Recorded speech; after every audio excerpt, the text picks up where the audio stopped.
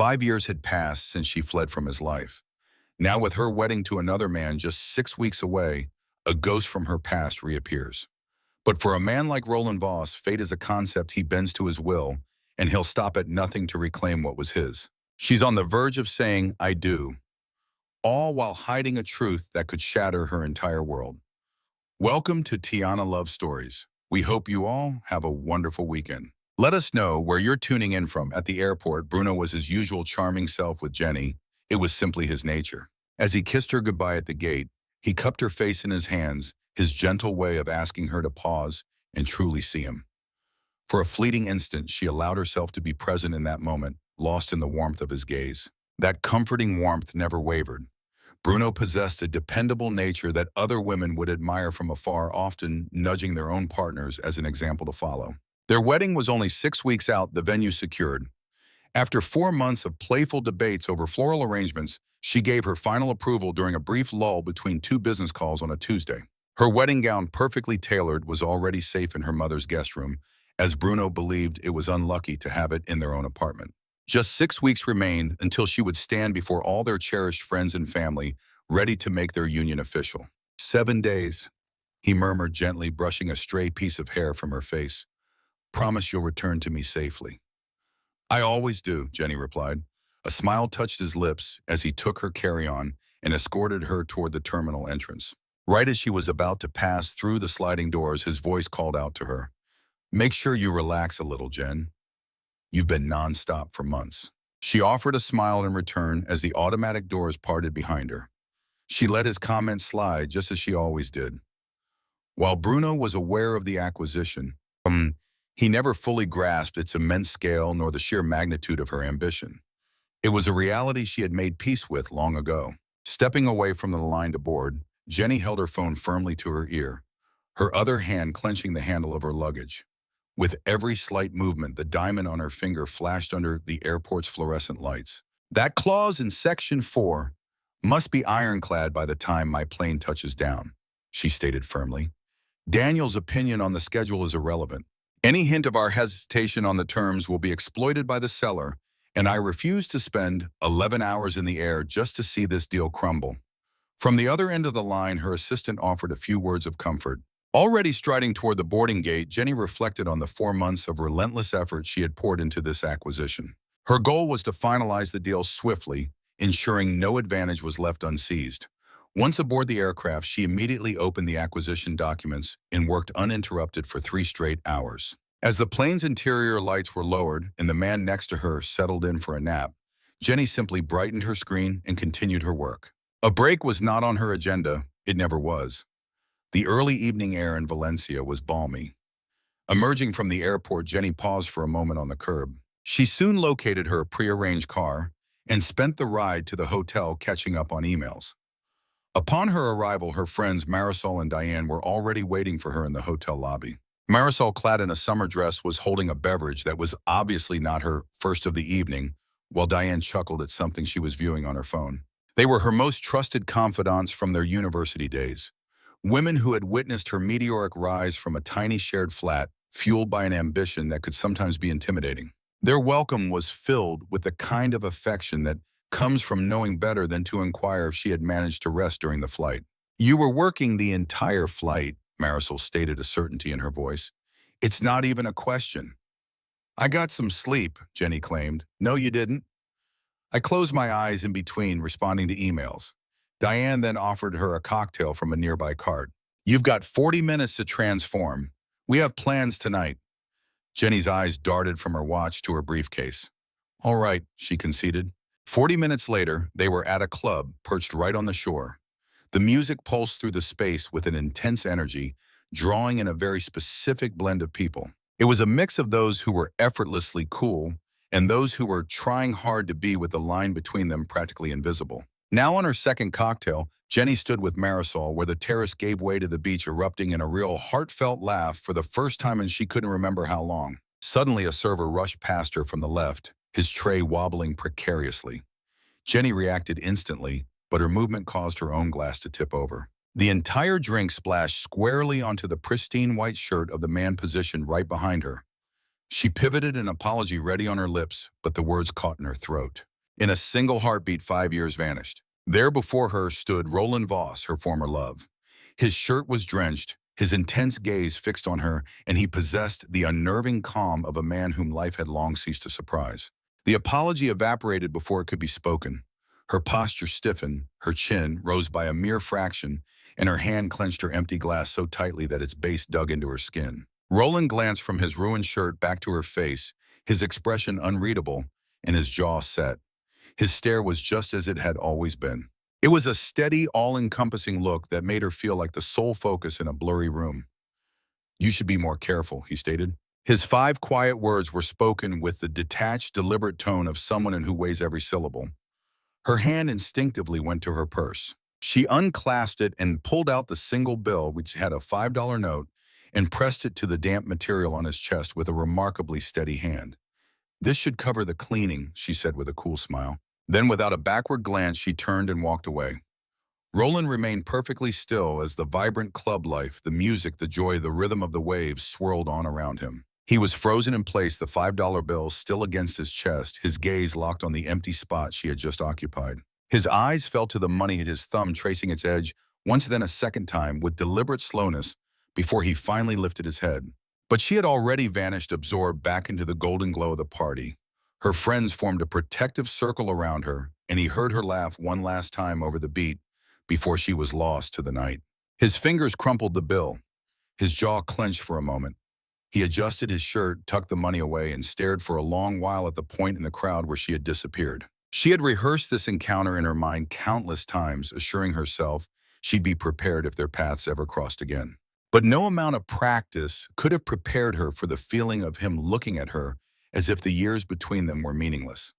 And as she stood there poised and unshaken, she had a chilling realization he had perfected that look of indifference by watching her. Back in her hotel room, Jenny faced the mirror and began to assemble her emotional armor piece by piece. Her expression was meticulously composed, broadcasting that the morning's schedule was fixed and she would not be entertaining any changes. The most difficult part was already behind her, fleeing his apartment with a single bag in the dead of night, disconnecting her number before his flight landed, and forging an entirely new existence in the aftermath of that choice. By comparison, every challenge since had felt insignificant.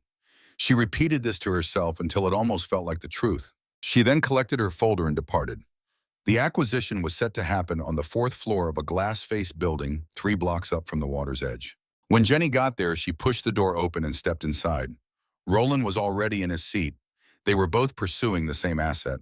He occupied the far end of the conference table, a glass of water untouched before him, his hands resting calmly on the surface. His gaze lifted the instant she entered, and for a brief, unguarded moment, some emotion flickered across his face as the pen in his hand went perfectly still. Then just as quickly, his expression shuddered as he looked down at his papers. Jenny claimed a seat opposite him. The proceedings began without delay. The seller, Senor Arteta, a compact man with watchful eyes and a lawyer on either side, laid out the property details with the deliberate cadence of someone who knew the value of what he had and would not be rushed into a bargain. The other interested groups listened, nodded, and posed the sort of questions that showed they had done their homework. The questions from Roland and Jenny were not merely adequate. Roland's initial query deconstructed a core valuation assumption with such quiet precision that the consultant from the Madrid contingent instinctively jotted something down. Jenny's counterpoint regarding the structural survey completely reframed the conversation around harbor access, causing Arteta's left-hand lawyer to lean in and whisper to his colleague. When Roland spoke, the atmosphere in the room tightened around his words. He never elevated his voice, never had to repeat a point, and each statement landed as a finality, not a proposition. Jenny would wait for him to conclude his point each time. Then she would target the most vulnerable part of his case, dissecting it with the clean precision of an expert who saw the flaw from the third word he spoke. His eyes fixed on her face whenever she took the floor. She bested him twice. He did not react like other men. There was no sign of frustration in his jaw, no perceptible shift in his posture, merely a subtle recalibration of his focus. It was like a chess master noting a move on the board before continuing in the match. As Arteta declared a break, the room sprang into motion. Phones materialized, chairs scraped across the floor. The Madrid team withdrew into the hall for a hushed, urgent conference. Before Jenny could even close her folder, 3 male investors were approaching her. The first presented a business card as he introduced himself. The second inquired about her company's history of acquisitions in the area. The third laughed at a remark she made with the pointed enthusiasm of a man eager to signal his admiration. Jenny met all of it with the effortless warmth of a woman who had navigated these situations for many years. She fielded their inquiries, accepted the offered card, and smiled at all the appropriate moments. From across the room, Roland stood observing her, his jacket open, hands in his pockets, his expression revealing absolutely nothing. He made no move to approach her. His gaze never left her. He waited. The instant the last investor shook her hand and started for the door, Roland swiftly crossed the floor. Jenny snapped her folder shut and looked up. Roland's gaze dropped to her left hand. A single clean glance. He assessed the ring with the air of a man viewing something he had already dismissed as irrelevant to him. His eyes returned to her face. "I love your hair," he said. His voice was low, casual, as if he possessed every right to say it. As if 5 years had just been a hallway they'd walked down to arrive at this very spot. And this was simply the next conversation. Jenny's jaw clenched, the folder dug into her ribs. "Don't," she said. The edge of his mouth twitched. "You've accepted compliments from every other man here," he noted. "Still can't take one from me." Her chin rose, her lips parted for a retort. He turned and was gone before she could utter a word. The motion of his jacket, the door swinging shut, and the room was suddenly immense and silent around her. So there it was. Jenny stood rooted to the spot, her folder pressed into her chest, feeling the distinct fury of a woman who had mentally rehearsed this encounter in every possible way, except for the one where he behaved as if time applied only to other people. She spun and walked in the opposite direction. That evening found her at her hotel window, watching Valencia descend into night, her notes on the acquisition spread out on the bed.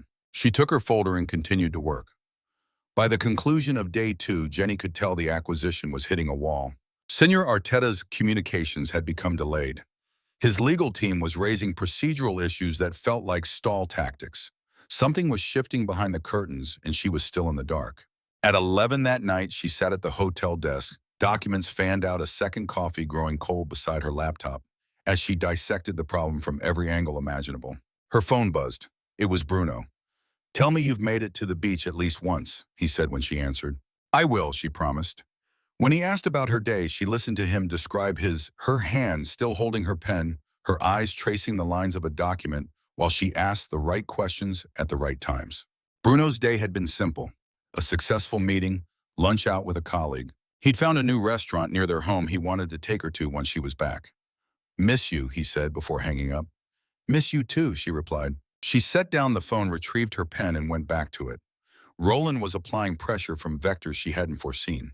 She had realized this on the second day and had mentally shelved the observation, unwilling to explore it further. The implications of how intensely prepared he was for this exact deal in this exact location resided in a place she wasn't ready to confront. She countered his every move and used her evenings to fortify her positions, telling herself it was just professional rivalry and had nothing to do with them personally. She had nearly convinced herself. Then the clause appeared on day 3 like a slamming door. Senor Arteta's lawyer sent it over at 10 o'clock in the morning. Jenny read it one time, then phoned her firm's senior counsel. The feedback was exactly what she had already concluded. Inheritance law. The asset could only be transferred to an established business partnership or a married couple. A sole proprietorship wouldn't qualify. To fight it would mean at a minimum 18 months in the Spanish court system. The seller wouldn't wait. Jenny ended the call. With the deal she'd spent 4 months building now in ruins, she stood at the window, hand pressed flat against the pane. Suddenly, her gaze locked onto something below, and she went absolutely still. Roland's lawyers had already sent over a partnership agreement, meticulously tailored to this property, to the problematic clause, to her exact predicament. No one prepares a document with that level of detail without knowing it will be needed. She remained at the window for a long time, the situation crystallizing into 2 distinct and equally terrible options. At 7 o'clock that evening, a knock at her hotel room door prompted her to open it. Roland was in the hallway, jacket on his hands hanging loosely at his sides, with the expression of a man who hadn't entertained the thought that he might be interrupting. Jenny's grip on the doorframe tightened. "How long have you known about the clause?" she asked. "Long enough," he replied. She studied him for a second, then stepped back to let him in. He came inside and stopped in the center of the room. He made no move to sit, nor did he approach the window or the desk. He just stood there, his presence shrinking the space around him. "A partnership," he stated. Legal documented with equal standing. We satisfy the clause, close the sale, and split the asset on terms we settle tonight. Nothing about this is simple, she countered. Walking away is simple, he returned. And I don't believe you're going to do that. Jenny moved toward the window. The 8 feet between them shrank to 7. He hadn't moved an inch, but she had, and she was acutely aware of the room contracting around them. She stated her terms. Equal standing joint decision-making, independent arbitration on any default, and no arrangement where you maintain operational control, while I'm merely the name on the paperwork. He consented to every item without protest. His immediate acceptance unnerved her far more than an argument would have. She turned to face him. He was nearer than she had realized.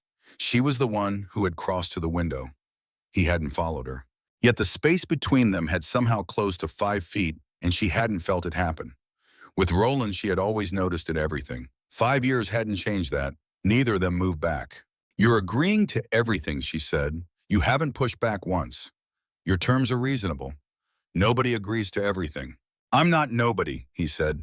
The 5 feet of air separating them had taken on a quality that had nothing to do with the negotiation and everything to do with how her hands remembered the specific heat of standing this close to him. And her hands had not forgotten a single thing her mind had spent years trying to erase. Her gaze held his and his held hers. She turned away, walked to the desk, and took up her pen. I'll have my lawyers review the structure tonight, she said. You will have my answer by morning. You'll say yes tonight, he replied. You don't need until morning. Her pen began to move across the page, making margin notes, clarifying terms, the performance of a woman, not thinking about the distance she had just created between herself and the man behind her. Good night, Mr. Voss, she said. She heard him stir his footsteps crossing the room. The door opened, then paused. Jenny, I don't regret a single day of those 2 years we were together, he said. Not one. The door shut. Jenny remained where she was for a long moment. Then she crossed to the door, pressed her back against it, and stood in the quiet, his words still hanging in the air where he had left them. Her eyes closed, her palm flat against the wood behind her. She stood there for a long time. At 5 minutes to 9, Jenny descended to the lobby and Roland was already waiting. He was standing with his phone in his hand and his jacket on, exuding that particular stillness she had spent 2 years learning and 5 years trying to forget. He slipped his phone into his pocket when he saw her and was silent for a moment. He simply looked at her as he always did, as if he had been waiting with absolute certainty that she would appear. Naomi reports directly to Arteta, he said. Whatever she sees today is what he hears tonight. I know how this works, Jenny stated. Then you know what today needs to look like. Jenny held his stare. Her folder was tucked under her left arm. Between them, her ring caught the light from the lobby. Don't make it complicated, she said. Roland regarded her for a moment, then he offered his hand. She looked at it, open, steady, and utterly unconcerned. It was the hand of a man making a practical offer and awaiting a practical reply. She knew this hand. That was the problem. She knew its warmth. She placed her hand in his. His fingers closed around hers, slow and warm, as if they had done this 1,000 times before and had no reason to treat this instance any differently. Jenny kept her gaze forward, reminding herself that this was a business decision. Bruno need never know. This was simply what it took to close a deal sometimes. Roland's thumb brushed once across her knuckles, her jaw tensed. She said nothing. They walked out of the hotel together into the morning where Naomi was waiting at the resort entrance. She was a tall woman in her 50s with sharp eyes and the unhurried authority of someone who had seen many buyers pass through this property and had formed definite opinions about each of them. She shook both of their hands. She gave them a single swift assessment that lasted less than 3 seconds and then began the tour. Roland and Jenny followed his hand, still holding hers. In the entrance hall, Naomi indicated the original ceiling details and then turned to inquire about their plans for renovation. Roland said, "We haven't decided yet." He spoke with the easy, natural authority of a man accustomed to saying "we" in relation to this woman. And the word landed in Jenny's chest before she could stop it, feeling warm, familiar, and deeply unfair. Indeed, we want to preserve as much of the original structure as possible, Jenny added, her voice perfectly steady. She felt Roland's hand shift in hers, a minor adjustment, as his fingers resettled, the quiet gesture of a man who had just heard something that pleased him. It's what drew us to the property in the first place. Naomi nodded and continued on.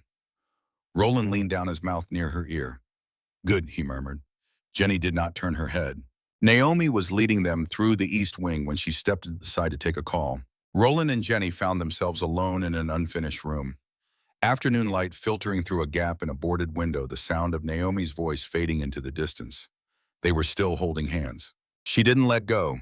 He didn't let go. "You said we," she said. "It's what we agreed to," he answered. It sounded natural. "It always did," he said. She looked at him. He turned to face her, his gaze unwavering. "It never did." That was Roland's signature, a look that made her feel like the sole anchor in a shifting world. For 2 years, she had adored that look. For the next 5, she'd been learning just how perilous it was to be his center of gravity. "Don't," she whispered. "I wasn't going to say a thing." "You were close." A faint twitch pulled at the edge of his lips, not a smile, just a shadow of one. It was a look that confirmed she was still the most captivating person he'd ever encountered, and he wasn't about to feign indifference. The sound of Naomi's heels echoing down the hall made them both turn away, and Jenny ignored the second slow brush of his thumb against her knuckles. That afternoon's contract review stretched until 6. As both the partnership and Arteta's team anticipated, Roland and Jenny were seated next to each other. Jenny was in the middle of a point when her phone screen flashed with Bruno's name. Excusing herself, she took the call outside. As the glass door swung shut, Roland's words died on his lips. His sentence fractured a thought left hanging, as if a switch had been flipped. His gaze locked on the door and refused to move. Across the table, the junior lawyer paused, expecting him to resume. But Roland remained silent. He just watched her through the glass, bathed in the late-day sun, phone to her ear, her other hand gesturing animatedly as she explained something important, her head cocked at that familiar angle, the one she reserved for people she loved. A smile bloomed on her face at whatever Bruno said, followed by a soft laugh. He recognized that smile instantly. For 2 years, he had been the one to coax that smile from her charm. On the table, his hand tightened into a fist before he deliberately forced it flat again, a conscious effort to stay present. The young lawyer tried to get his attention, saying his name once, then again. Roland was completely lost to the world. Sensing the tension, the junior lawyer suddenly became engrossed in his phone. Jenny returned, took her seat, and resumed her review as if she'd never left. Without missing a beat, Roland continued his thought from the exact point he'd abandoned it. The review went on, the moment unacknowledged. By 7:30, they were the last two in the building, and Jenny started packing up her files. Getting up, Roland slung his jacket over his shoulder, his eyes fixed on her with the same intensity he'd shown all day. "When you held my hand," he said quietly, "it didn't feel like an act." Jenny simply grabbed her bag. "Good night, Roland." She left without another word. Inside the elevator, she hit the button for her floor, gripping her bag's strap with both hands. She watched the doors slide shut, filled with the weary certainty of someone who had spent the entire day faking it and could no longer even fool herself. That night, she never called Bruno. It was too late, she reasoned, knowing it was an excuse. 5 years prior, she had vanished from his life without a goodbye, terrified that the sound of his voice would be enough to make her turn back. Nothing had changed. His voice remained the single greatest danger she had ever allowed near her. They had lunch on the harbor terrace completely alone. And that was the issue. For the past 4 days, they'd been surrounded by observers. Whether it was Naomi Arteta's legal team or the junior associates feigning interest in their phones, an audience had always provided a pretext for their performance, a container for the palpable tension. But now there was only a crisp white tablecloth, the deep blue of the water below, and the relentless midday Valencia sun. No spectators, no justification for holding hands, nothing to shield them from what was truly happening between them. Roland stared out at the harbor. "She called you devoted." "Naomi," Jenny clarified. "I overheard her talking to Arteta yesterday." Roland gave no reply, his gaze fixed on the water with the air of a man hearing a truth he wouldn't dream of disputing. Jenny observed how he let the words settle between them, making no effort to brush it aside or change the subject. A sudden, unstoppable feeling swelled in her chest, and an unplanned sound slipped out, a brief, quiet laugh that was entirely beyond her control. Hearing it, Roland turned from the sea to face her, and the ghost of a smile that had been lingering near his lips since the beach club finally broke through. It was genuine this time, a full expression that lit up parts of his face she hadn't seen in 5 years. His eyes remained locked on hers, and the laugh hung in the air, caught in the Valencia sunlight, an irreversible fact. "Please don't," she whispered. "I never stopped looking at you," he replied. As Jenny reached for her water, a lock of hair fell across her face, and Roland's hand shot out instinctively. He raised 2 fingers, the unconscious, familiar motion of a man used to tucking it back for her, and then froze his hand, hovering just 2 inches from her skin. Roland slowly retracted his hand, setting it on the table. A muscle in his jaw clenched. He turned his gaze back to the sea. Jenny tucked the stray hair behind her own ear and picked up her fork. For a full 4 minutes, neither of them spoke, and the resulting silence was more deafening than any sound on the terrace. That night's dinner with Arteta was a lengthy, brightly lit affair where everyone seemed to be playing a part. Everyone except Jenny. She was simply herself, incisive, engaging, and effortlessly steering the flow of every discussion, the type of woman whose presence subtly realigns a room the moment she enters. By the time the third course was served, Arteta was addressing his most critical questions directly to her. From his seat opposite, Roland watched her every move, making no secret of it. He observed her with the intense patience of a man watching something precious that belongs to him, something he has waited a very long time to witness again and had no intention of missing. For 3 solid hours, Jenny felt his gaze on the back of her neck. She never met it. Arteta's people departed at 10 o'clock. Amid a flurry of handshakes and departing cars, Jenny and Roland remained behind. Final details in the contract still required their attention. There was wording to be settled before the next day's closing session, a perfectly valid professional justification for staying at the table long after the others had left. The room felt confining, so they relocated to the balcony. The air was mild, the sea below was a steady roar, and the contract on the table offered a welcome distraction from looking at one another. Roland set down his pen. "Did you know I was going to be here?" Jenny asked, her eyes still fixed on the document. "Before Valencia. Were you aware the ocean churned beneath them?" "I knew we weren't finished," he said. "I've never been finished with you." Her pen dug into the page. A deep quiet fell over the balcony. Her mind drifted to Bruno, asking if she'd gone to the beach and how he gently said she was overreacting, as if stating a simple truth. She thought about the version of herself that fit so easily into his world. And there she was on that balcony at 10 o'clock at night, contract papers ignored in front of her, listening to the very man she'd fled from tell her he was never finished with her. "What did he offer you?" Roland's voice was soft as he said, "I didn't." Her pen froze. "Don't," she pleaded.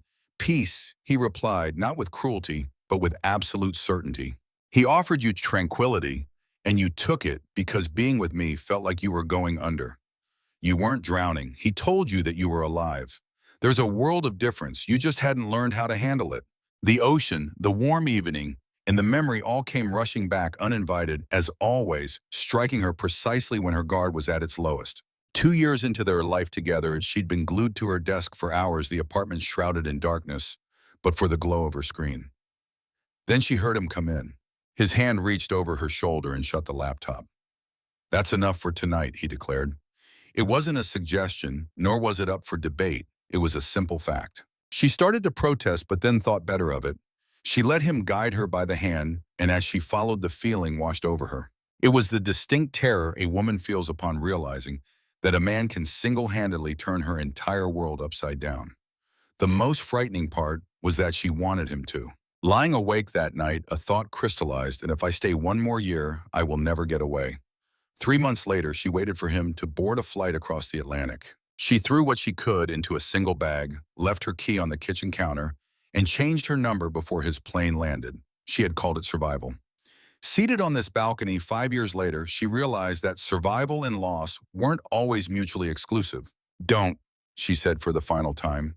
She could hear it in her own voice, a word so lacking in conviction, so thin and fragile that it fooled neither of them. Roland made no move to close the distance. There was no need. But he watched her with the same intensity he always had, as if nothing else in the room mattered. As if the ring on her finger meant nothing at all, as if 5 years were merely the briefest of pauses between then and now. The quiet between them pulsed with everything they'd left unspoken. She closed the final 2 inches between them. Or maybe he did. That part of the story will forever remain unsettled. Both versions are true. Neither would ever claim otherwise. Their mouths met in a sudden desperate crash. The familiar warmth of it. Her hands instinctively found the lapels of his jacket before her mind registered what her body was doing. 5 years, and yet her body remembered it all. The precise pressure, the perfect angle, the deliberate way he kissed her, as if he had decided to savor this moment and fully intended to. He drew back just enough to speak, his breath a ghost on her lips, his hands cupping her face. 5 years, he murmured, his voice low and raw, edged with a vulnerability that cost him something to reveal. 5 years, Jenny, and you still feel exactly like coming home, just as I remembered. Her fingers clenched his jacket, his jaw tightened against her cheek, his mouth moving to her jaw, then her temple. The words were a confession against her skin, something he'd held back for an eternity and could no longer suppress.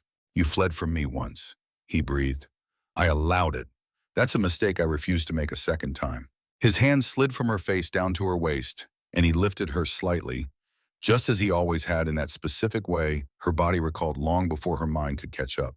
A small sound escaped her against his mouth, and he whispered, "Come here," low against her jaw, guiding her backward through the balcony door into the suite.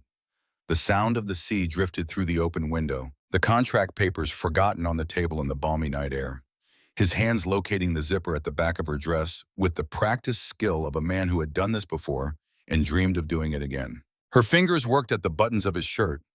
A profound silence filled the room, the kind that settles when two people are finally seeing something through that should have been resolved long ago. Afterwards, in the darkened room, she lay with her head on his chest, breathing in his scent. The heat of his skin, the weight of his arm holding her, it was all so achingly familiar.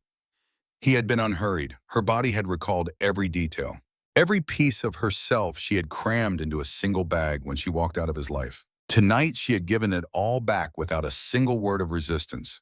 She lay with her eyes open in the dark, his heartbeat a steady rhythm under her palm, her ring on the nightstand, and Bruno's name sitting in her chest like a weight she had set down and was not yet ready to pick up again.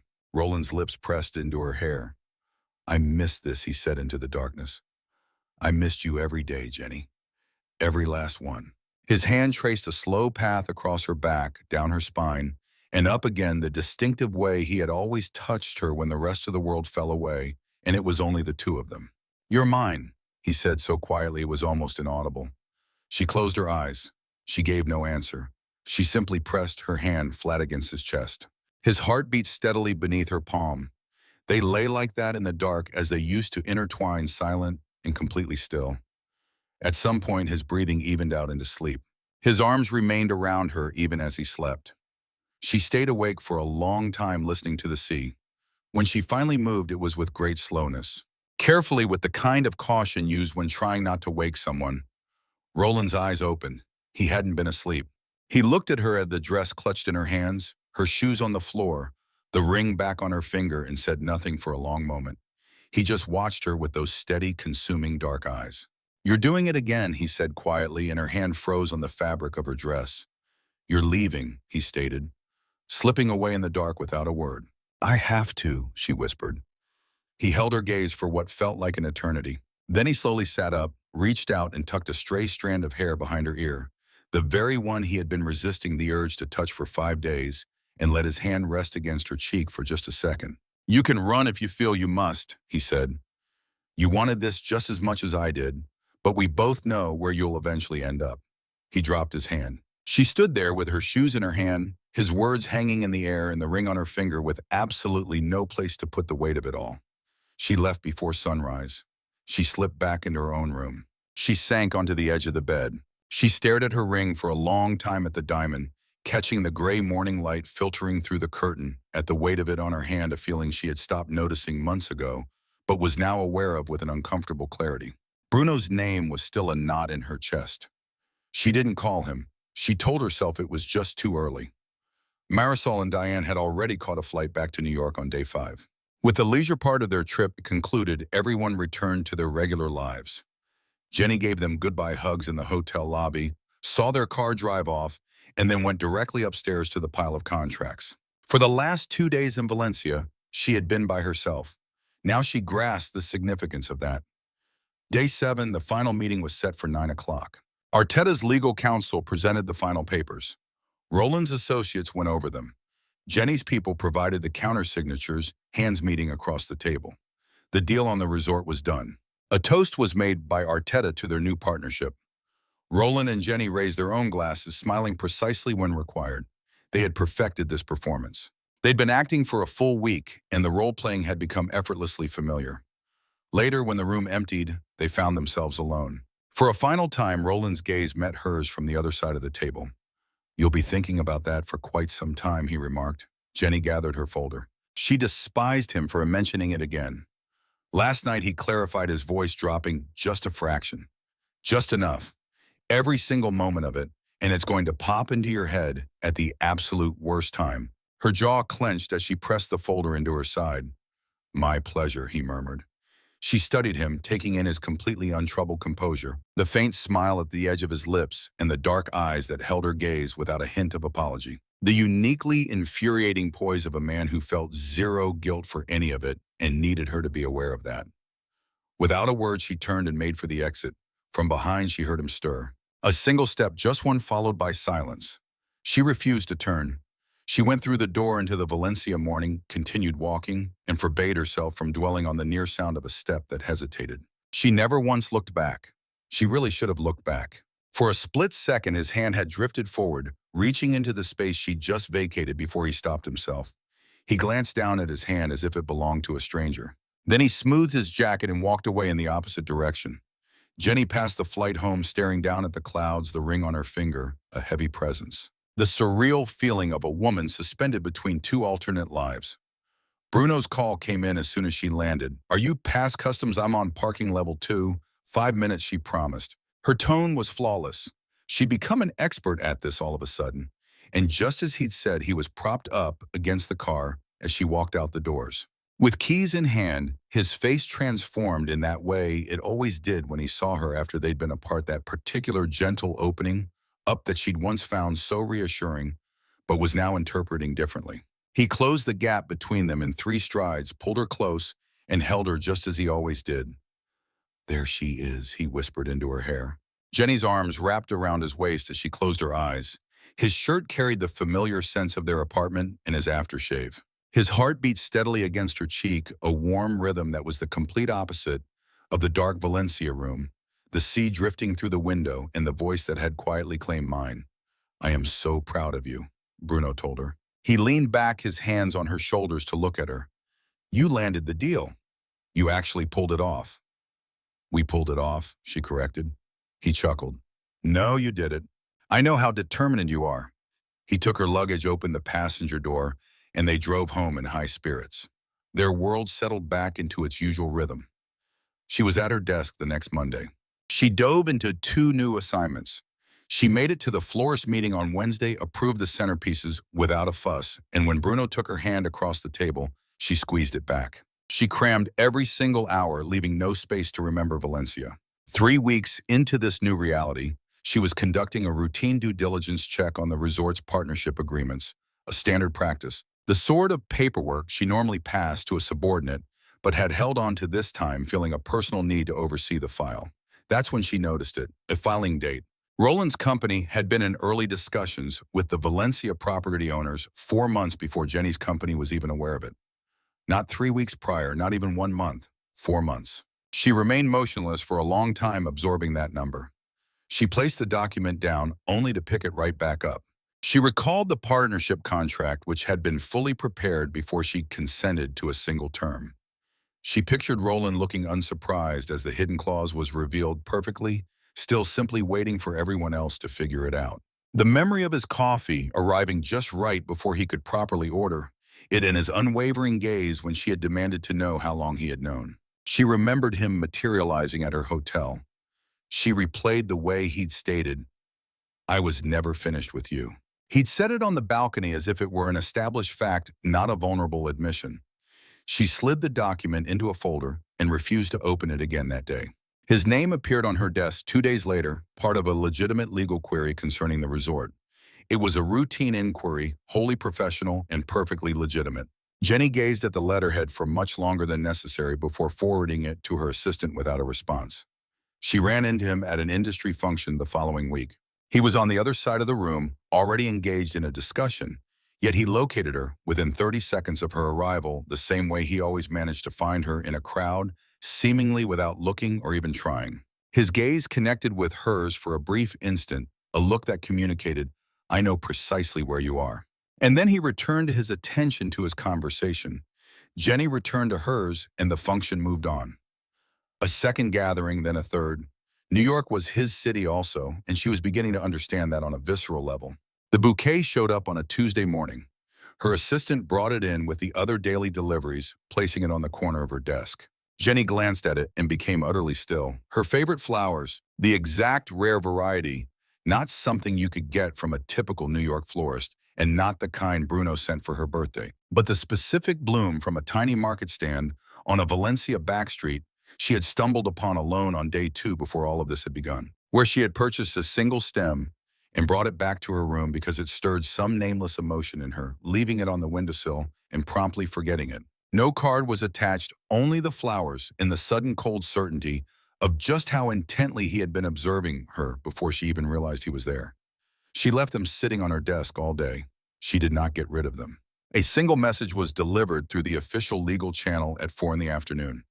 I am not going to stop. Jenny read it once, then again, and 2 more times after that. Her hand was pressed flat on the desk next to her keyboard, the flowers a soft shape in her peripheral vision, and Bruno's contact icon on her phone remained untouched. She did not write back. She hadn't deleted it, not that he was pursuing her. He just seemed present in every corner of her life, and the truly unnerving part was that it no longer fazed her. 6 weeks dwindled to 5. The wedding preparations progressed with the same streamlined efficiency that defined their shared life. At every appointment, his hand was in hers, a steady, constant presence just like him. She would find herself studying him across dinner tables, as if trying to bring something into focus that always remained blurry. She was always the one to look away first. Meanwhile, Roland's name kept materializing on her desk. Correspondence about the resort professional and routine began arriving with the predictability of a new season. She would forward it all to her assistant unread, telling herself she was simply maintaining professional distance. She was becoming quite skilled at believing her own deception. It was a Tuesday when she saw them, her steps slowing on the sidewalk as she passed a restaurant, her body reacting an instant before her mind. Bruno was inside at a corner table, his posture relaxed, his jacket hung over the back of his chair, precisely as he always did. He was laughing that deep, genuine laugh she sometimes had to plead for. His hand was resting on the arm of the woman seated across the table. Elena. Jenny recognized the face from old photographs. Bruno's ex-girlfriend. Ancient history, he'd always claimed something he was completely past. Elena spoke and Bruno laughed once more, leaning forward with the effortless ease of a man who was in exactly the place he most wanted to be. Jenny's feet came to a dead stop.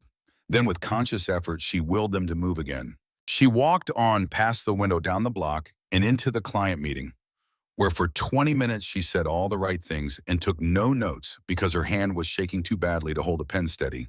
That night, Bruno was attentive and warm, making dinner, asking about her meeting, and recounting a funny story from his office. Mid-sentence, he reached over to cut something on her plate, an automatic gesture done without pausing his story, without a word of asking. It was the small, unconscious act of a man so embedded in their life together, he'd ceased to see its edges. Jenny glanced from her plate to his face. He was already talking again, already transitioning to his next point. She lifted her fork and said nothing at all. He never brought up Elena. A week later, Priya raised the subject during their weekly drinks. By the way, how are you with the Elena situation? Bruno told Henry ages ago, so I just assumed you knew. And Jenny replied, of course. Then she changed the subject, spending the rest of the night with a smile that never wavered and a glass of wine she never finished. She brought it up with him calmly that night. They were at the kitchen counter as he made tea. She asked how long the lunches had been going on, and he replied that it had been for months, since January. He assured her it was nothing physical, just lunch and conversation. They had unresolved issues to work through as friends. Why didn't you tell me? She asked. Bruno set the kettle down, his expression that of a man who had anticipated this exact conversation and had his response ready.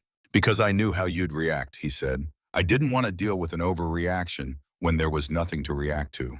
The word landed with its familiar dismissive weight. Overreact, she thought, as if it were a scientific certainty, as if her feelings were an inconvenient weather system he had to navigate around. Jenny held his gaze for a long moment. Okay, she said finally. Bruno reached over, placing his hand on top of hers. It's nothing, Jen. I promise. I just wanted to avoid the drama. She nodded, letting his hand stay. She got through the evening the same way she got through most of them now, present on the surface, but adrift somewhere deep inside. That night, long after Bruno slept, she lay awake staring at the darkness, counting all the times she had made herself smaller to avoid being called too much, and wondering if anyone had ever once thanked her for it. She fell asleep without finding an answer, and so the issue was simply left behind. The next professional communication regarding the resort was technically a phone call. The sound of Roland's voice in her ear for the first time since Valencia was a physical shock her system registered before her mind could prepare. She kept her tone perfectly level and professional. She was an expert at this. "Then I'll need Bruno's sign-off on the timeline," Roland said. "Given that the asset impacts your personal portfolio," he continued. Jenny's pen froze on the paper. The office fell completely silent. Bruno, he had said the name so casually yet placed it so deliberately in the sentence that she couldn't miss the message he knew. She had never told Roland his name. Not once. Not in Valencia, not in any piece of correspondence.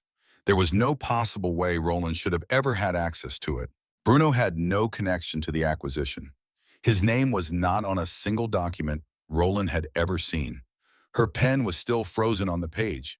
She felt her body shift back slightly in her chair in involuntary retreat. "That won't be necessary," she said, her voice flawless. Roland said nothing more. He didn't have to. He let the silence hang between them on the line, forcing her to fully comprehend, without any room for another explanation, just how long he had been watching her life from a distance, and exactly how much he already knew. The call ended. Jenny set her phone on the desk and stared at it for a very long time. The next morning, a handwritten note arrived, her name scrawled on the envelope, in a script she hadn't seen in 5 years, but had never for a single day forgotten. She sat at her desk and opened it as her coffee grew cold, reading the single line inside, "Have dinner with me. 1 hour. Hear me out." She read it over, twice folded the paper, and dropped it into the trash. 12 minutes later, she was reaching into the bin and pulling the note back out. She smoothed it out on her desk. The document was already in her bag. She had rehearsed this exact conversation 3 times during her subway commute. The opening line, the evidence, the entire speech she had been mentally composing for 3 weeks. A speech built with every piece of his correspondence she forwarded unread to her assistant, and with every glance at the flowers she still hadn't managed to throw away. She knew every word she was going to say. She knew the precise tone she would use to say it. She knew the exact moment she would leave. She was prepared for this, for the closure. The chosen restaurant was quiet and private. Roland was already at the table when she got there. He stood as she crossed the room, pulling out her chair.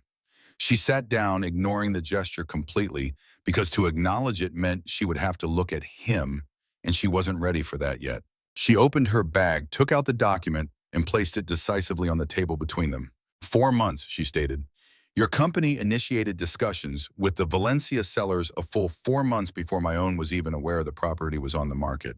Not weeks, 4 months. Her fingers pressed firmly against the paper. You orchestrated this entire thing, the agreement, the provision, the partnership, every last detail. You engineered it to revolve around me. Roland's gaze dropped to the page. His eyes swept across it, not to read, but simply to acknowledge it, then rose back to her face. I didn't lay a trap for you, Jenny, he said. I just made certain that when you finally quit running, you would run straight into my arms. He held her stare, completely still. You owe me 5 years. Did you honestly believe I'd let a legal contract prevent me from getting them back? The restaurant seemed to hold its breath around them. Jenny stared at him across the table, feeling the distinct, controlled rage of a woman who had come prepared for a denial, but was utterly unprepared for a man to meet her gaze, admit everything without an ounce of remorse, and then wait for her to make the next move. She collected the document, placing it back in her purse.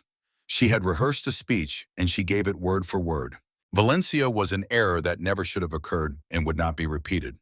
She loved Bruno. She was 2 weeks from her wedding day, and Roland had to stop. The messages, the orchestrated encounters, the flowers, it all had to end. She spoke clearly, her tone, even her voice, refusing to do anything she hadn't explicitly permitted. Roland took it all in without a single movement, without interruption, his expression remaining so infuriatingly blank it was a statement in itself. When she had concluded, he observed her for a moment. He makes you smaller, he said. You don't even see it anymore. But I've been watching you for years, Jenny. And I watched it happen bit by bit. I watched you permit it, and I watched you call it contentment. Go to hell, she shot back. You are my hell, he smirked. Her hand tightened on her bag strap. She shifted her weight, preparing to stand. She was done. She had delivered her message, she was exiting, and this encounter was concluded. And yet she set the bag down. Her hand closed around her wine glass instead. Roland noted the action but remained silent. For 2 hours she contended with him, and he absorbed every word. She challenged him, and he stood his ground. She insisted he had no right to Valencia, to the flowers, to scheming an entire acquisition around a woman who chose her path 5 years ago. And he heard her out with the patience of someone who had been anticipating this very exchange and refused to squander it by becoming defensive. At a certain point, the conflict was no longer about the acquisition. "You disappeared without a word," he said. "It wasn't an accusation, just a statement of fact. No conversation, not even a note. You waited until I was on a flight, then you packed your things and disconnected your number." "I know what I did," she answered. "I came home to find your key on the kitchen island," he said.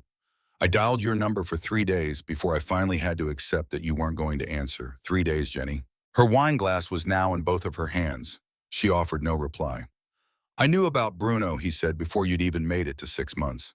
I knew his name, his company, where he brought you for your birthday dinner that first year." His jaw was set. "I told myself I was letting you be free. I was never letting you go.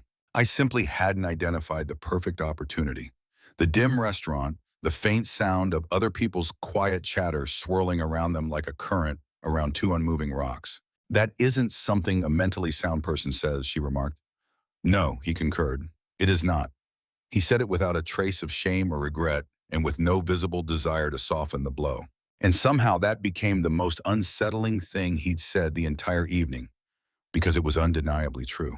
And he knew it was true, and he wasn't about to sugarcoat it to make her feel better. She looked at him from across the table, at his unwavering presence, at the unique quality of his focus that had always made her feel like the only person in the world. The man who had once shut her laptop declaring, "You're finished for the night."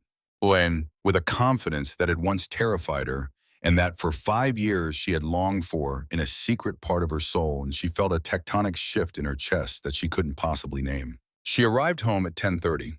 She explained to Bruno that she'd been kept late at the office. Kai, on the couch with his laptop, looked over, smiled, and said, "There she is." He patted the cushion next to him, and she took a seat, letting him draw her into his side as she stared blankly at the television. She slept poorly. The following morning, Bruno brought up that the florist needed final confirmation on the ribbon color, and Jenny replied, "Fine, whatever you decide is best." And Bruno answered, "That's my girl," kissed the crown of her head, and turned back to his coffee. Jenny placed her mug down on the counter. "Don't call me that," she said. Bruno glanced up. "What? That's my girl." Her voice was steady. "Don't call me that."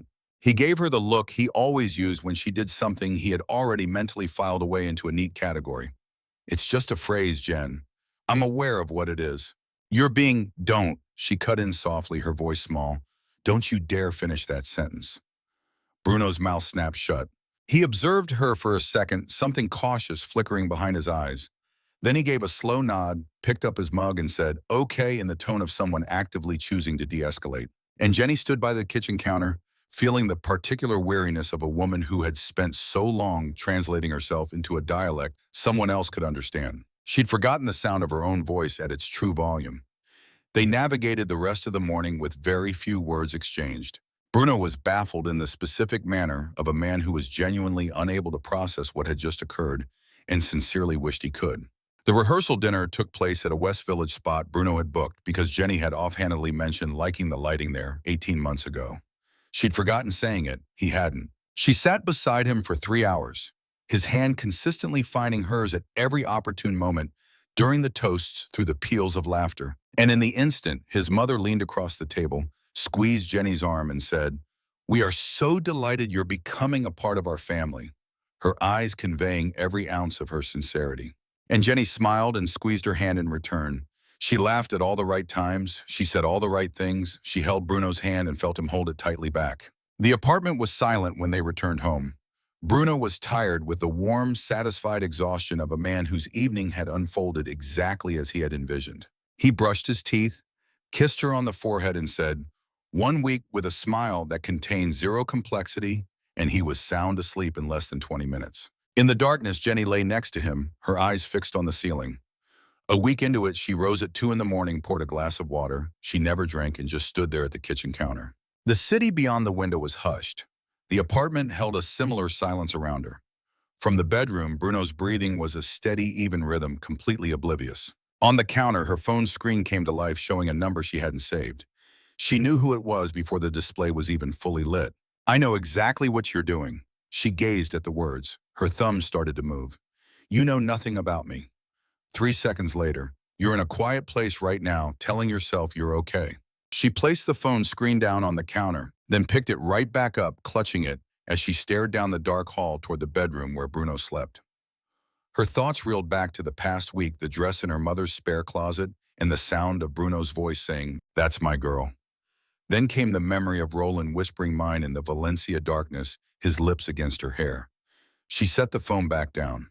She dressed slowly, meticulously in the shadows, moving with the deliberation of someone whose body is merely catching up to a decision the mind has already finalized. She grabbed her bag. For a long moment, she stood in the bedroom doorway watching Bruno sleep, his face so relaxed, so trusting, so utterly unaware, and the immense weight of her choice settled over her. She felt every bit of it. She left anyway. The cab ride was 14 minutes. She passed the time with her hands folded in her lap, her eyes on the city, sliding by, unable to conjure a single version of this that felt clean or simple or right. She was not acting out of confusion. She was not intoxicated.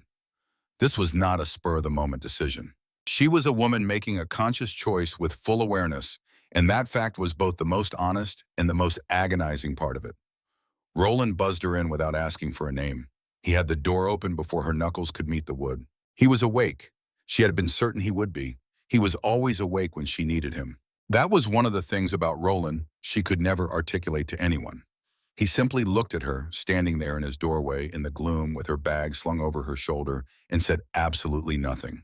His gaze held hers for a beat before he stepped aside to let her pass. She walked in. She stopped in the center of the room while he remained a few feet away, and neither of them spoke. "I don't know how to stop," she said, her voice perfectly steady. "I have been trying for years, and I just don't know how." Roland watched her for a long moment before crossing the room. He moved without haste. He lifted both hands and cupped her face just like he used to, in that specific, all-encompassing way that had always made her feel like the only thing in his world. He tilted her head up and studied her for one more second, as if checking she was real. "Then stop trying," he said. His mouth crashed down on hers and her hands came up to his chest. And 5 weeks of New York, 2 weeks of manufactured distance, and 5 years of a door she had desperately held shut, all collapsed with the devastating certainty of something that was never built to last. The kiss wasn't gentle.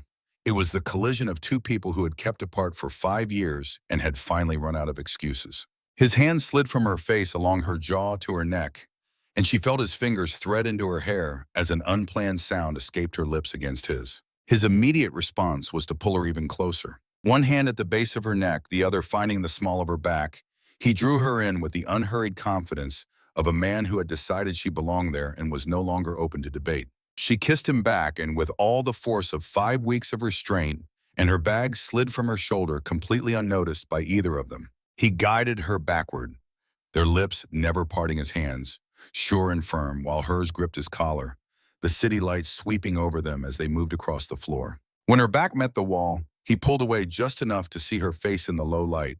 His jaw clenched, his eyes burning into hers, and he looked like a man holding on by a single thread. "Tell me to stop," he breathed against her jaw. "If you want me to stop." Her hands only tightened on his shirt. She didn't tell him to stop. He lifted her, his hands on her waist with the familiar, easy strength of a man who knew her weight intimately and had never forgotten it. She wrapped her arms around his neck, and he carried her deeper into the apartment, his mouth on her throat. What happened next was no accident. It was not a product of confusion. It was not a weak moment that could be excused by wine or simple opportunity. It was a woman making a choice with her eyes wide open, choosing the inferno she had spent years running away from, choosing the man who had orchestrated a corporate takeover simply to get her into a room she couldn't leave, choosing the one thing that was wrong by every external metric and the only thing that had ever felt profoundly right. Afterwards, she lay on his chest as his hand traced patterns on her back. She let her eyes close. Eventually, she began to move with care. His arm tightened once in what she assumed was sleep, then went slack, and she slowly sat up. She found her clothes in the dark and dressed with the practiced quiet of a woman who knew this routine by heart. She was reaching for her bag when his voice stopped her. "You're leaving again, Jenny." She froze, bag in hand. "It's almost 4 o'clock," she said. "I know what time it is." She remained still, watching him sit up against the headboard, his gaze steady and dark, those eyes that never needed light to see her clearly. "I have to go back," she stated. "I know," he said. "Go run like you always do." "Roland." "Go home, Jenny," he said quietly. "Do what you need to do. I'll be here." She shouldered her bag and walked out. She let herself into her apartment, moved through the shadows to the bathroom, switched on the shower, and stood under the spray for a long, long time. When she emerged, she found her phone on the counter where she had left it. Bruno's phone was now there too. Its screen was lit by a notification she saw before she could look away. A message preview. Elena's name was at the top. "I miss you, baby." Jenny looked at her reflection in the bathroom mirror, replaying those 4 words from Bruno's screen in her head. Then she slipped her own phone into her pocket and went to get ready for the rehearsal dinner. 3 hours on, she sat across from Bruno at the dinner, smiling when he smiled, letting him take her hand when he reached for it. The table was crowded with people who loved them both. She had never felt so utterly alone in her life.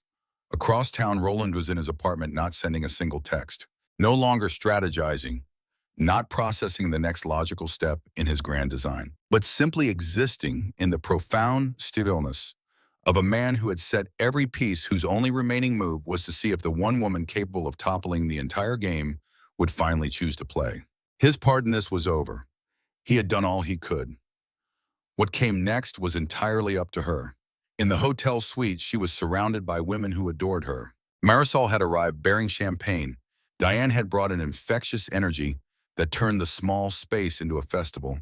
And Jenny's mother was present, reading glasses perched on her head, her eyes shining with joyful tears. She fought them back with every glance at her daughter, while bridesmaids shared a private joke by the window, filling the suite with a warm, vibrant sound, a happiness born from a collective wish for this day to be perfect. In her wedding dress, Jenny faced her reflection in the mirror. Her gaze fell first to her hands, to the ring on her left one that had been capturing light just like this for the past 6 weeks. She saw the gown her mother fastened 40 minutes earlier, with trembling, happy fingers, and the woman staring back at her, adorned in all the right attire, positioned in all the right settings, who hadn't felt like herself for longer than she could truly recall. She studied her own face, an island of calm in the sea of noise, with a lucidity that was both startling and mesmerizing. Her thoughts drifted to the girl who had packed a single suitcase in the dead of night, as the man she adored was miles away in the air. She had convinced herself it was an act of self-preservation. That serenity was the reward for enduring hardship. She believed if she could only escape the all-encompassing, frighteningly specific sensation of being utterly seen by another soul, she could construct a quieter existence and label it joy. For 5 years, her entire life had been built upon that faulty premise. But gazing at herself now, a bride in a mirror, she understood with a quiet, unshakable certainty how wrong she had been. "Jenny," her mother's hand rested on her shoulder. "It's time to go." In the mirror, Jenny met her mother's eyes, saw the pure happiness there, the straightforward, absolute love of a woman who desired only good things for her child. She placed her own hand over her mother's. "I know," she replied, just as the sound of the processional music drifted up from downstairs. Jenny lifted her bouquet. She stepped from the suite, walked the length of the hall, and passed through the doors that led to the aisle, to a room of faces turning in her direction, to flowers and daylight pouring through high windows, and to Bruno waiting at the altar at the very end of it all. The moment he saw her appear in the doorway, he stood taller, a subtle shift in his shoulders and lift of his chin, the reflexive posture of a man beholding something that commands his respect without a conscious thought. His eyes became luminous, his entire face transforming with that unique expression it always wore when he laid eyes on her after they'd been apart. The sheer, unadulterated joy on his face at the sight of her approaching him stirred something in Jenny's chest, a feeling that was complicated, messy, and for which she had no proper name. She traversed the entire length of the aisle. She came to a stop before him. The way Bruno looked at her suggested she was the most magnificent sight to ever grace any doorway he had ever been near.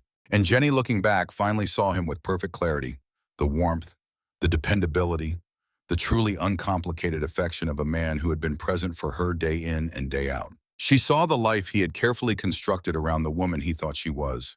She saw the beach he would always ask about, a place she'd never been. She saw his laptop, a device he never shut, because he failed to grasp her need for that small boundary. She heard the word overreacting spoken with the gentle certainty of a weather forecast. She saw it all, not with anger or blame, but with crystalline understanding because Bruno's love for her was as complete as he was capable of giving. And it had always quietly fallen short. The ceremony started. Jenny heard the officiant's voice resonate through the space. She was surrounded by the faces of everyone who cared for them. Bruno's mother, who had given her arm a warm squeeze at the dinner the night before. Marisol was in a front pew, her eyes already glistening, and her own mother sat in the second row, her reading glasses still pushed atop her head. She looked at Bruno. He met her gaze with every ounce of his being. The bouquet was heavy in her hands. The ring was a weight on her finger. The music had faded, leaving the room in a profound quiet as the officiant's voice neared the very moment that had drawn everyone there. A stillness settled over Jenny, not the dramatic kind with tears or a gasping breath, none of the typical signs of a woman breaking down. It was a distinct internal quietude, the silence of a woman who has reached the end of the line and is now standing at its very edge, seeing with absolute clarity what lies before her and what she's left behind, and realizing there is only one true course of action left. Her eyes found Bruno's. "I can't," she whispered, not for the room but for him. Just for him. "I'm so sorry, I can't." His face, she had always known it would be his face that would haunt her. And she was right. She watched the precise unfolding of it. First the wave of confusion. Then like a rising tide, the comprehension that crept in beneath it. And finally the look that was neither anger nor hate, but the raw, exposed wound of a man who had given his whole heart to someone and was only just now grasping the true cost of that love. The image of his face would stay with her for a very long time. She passed her bouquet to the closest bridesmaid. She turned around. She walked back down the aisle through the thick silence of a room that had not yet processed what was happening and pushed open the heavy church doors. The afternoon sun struck her, and the city was as it always was, loud, impersonal, and entirely unmoved by the small drama that had just concluded within that building. She paused at the crest of the steps. The Roland's black Rolls-Royce was waiting at the curb, its engine humming. Roland was leaning against it, jacket on, hands tucked in his pockets. His gaze already fixed on her, as if he'd been staring at the doors long before they opened, as if he had never been looking anywhere else. There had been no calls, no text messages. He had simply known in the way he always had. The same way he knew she would go to Valencia. The same way he knew she would appear at his apartment in the darkness the night before her wedding rehearsal. The same way he had known from the instant she pressed a $5 bill to his chest at a beach club and turned away without a backward glance. He knew she was never meant to stay in that church. She was always destined to end up right here. It dawned on her then that he had never once questioned it. Not for a moment, not in 5 long years. He gazed up at her from the foot of the stairs with the same look he had always saved just for her. It was as if she were the sole constant in every place he had ever existed. The 5 years, the key on the counter, the disconnected phone number, Bruno the gown, in the sanctuary filled with guests. And everything that had happened was just a long, winding road that led to this very moment on these very steps. He offered no welcoming arms, no smile, and not a single utterance that even hinted at, "I knew this would happen." That simply wasn't the man he was. And she wasn't the kind of woman who would have come to him if he were. He just stood there waiting. She held his gaze for a long beat from the top of the stairs, the afternoon sun lighting up her face, with the vibrant city unfolding behind him, and 5 years of all they had shared, and the full weight of what they had cost one another hanging in the space between them. Then she descended the steps. She entered the car. The door clicked shut. The cityscape streamed past the glass just as it always did, endless, impassive, completely unaffected by the monumental shift that had just occurred within its borders. Jenny sat with her hands folded in her lap, her dress pooling around her, and she never once looked back at the church. Her eyes were fixed on what was ahead. Roland's hand found hers on the seat. He gently raised it, brushing his lips across her knuckles. It wasn't a gesture of triumph, nor was it a silent boast. It was just quiet, certain, and reverent. It was the touch of the man who had waited ages for something and now held it with a deep appreciation for its immense value. He held onto her hand. He remained silent. So did she. The car merged into the flow of traffic as the church shrank in the distance. And the day carried on just as days do when the world is oblivious to the profound changes happening within it. The city was loud, alive, and utterly unconcerned, and the two of them sat in stillness, their hands intertwined, the 5-year chasm between them finally erased. The vehicle suddenly came to a halt. For a moment, neither of them stirred. Then Roland turned to her, she met his gaze, and there were no more performances to give, no facades to maintain, no more pretending. It was just the two of them in the car with only inches of air between their faces. She was the one who closed the remaining distance. His hands rose to cradle her face as her fingers clutched his collar, and she kissed him. It lacked any softness or caution, and it was the kind of kiss that left no space for doubt. It was 5 years, a beach club, a balcony, a church, and a woman in a wedding gown who had finally stopped running. All of it collided in that one moment. She chose the whirlwind not for its safety, but because she was finally done feigning a desire for anything but the storm itself. Leave a comment down below. Did Jenny choose correctly? Are you on Team Roland or Team Bruno? And let's be real, do you believe Bruno was ever a good person? Make sure to subscribe to this channel to catch more dark romance stories.